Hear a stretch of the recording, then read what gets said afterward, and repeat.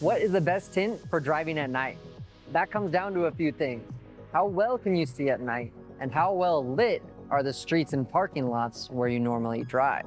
And what is it that you're trying to accomplish when putting window tint on your car?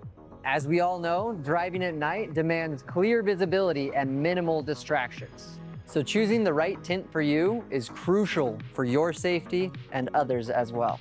There are many different types and qualities of film that you can choose from.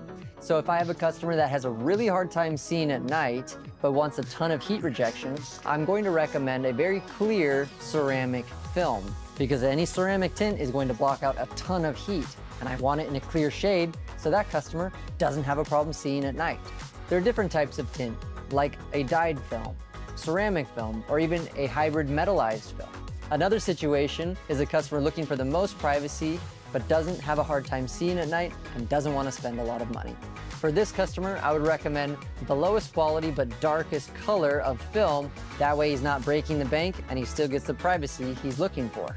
Visibility is key for driving at night. You may want to have your car tinted in the darkest shade, and it will look really good during the day, but at night it'll be very hard to see. Most people don't know this, and they just try to tint their car to have it look the best and for the aesthetics.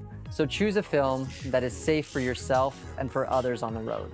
In the end, it all comes down to your driving habits. How often are you driving at night? How often are you driving on dark roads? Make the smart choice and choose the tint that's correct for you. This is Dane from Ceramic Pro. If you have any questions, leave them in the comments below.